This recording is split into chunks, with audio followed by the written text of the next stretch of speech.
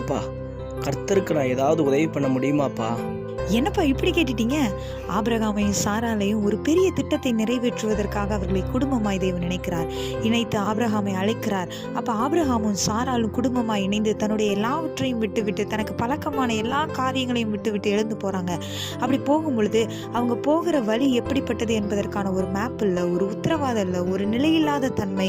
இப்படிப்பட்ட சூழ்நிலையில சாராளுக்கு பிள்ளை இல்லை என்ற கவலை, துக்கம், அநேக கேள்விகள் அவருடைய உள்ளத்துக்குள்ள எழுந்து கொண்டு இருக்கிறது. ஆனா அப்படிப்பட்ட சூழ்நிலையில உன்னை முழுமையா நம்புறாங்க.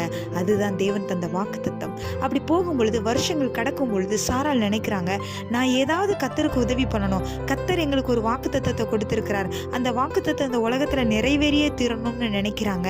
இஸ்மவேல் பிறக்கிறார். ஆனா தேவனுடைய திட்டம் ஈசாக்கு பிறக்க வேண்டும் என்பதுதான்.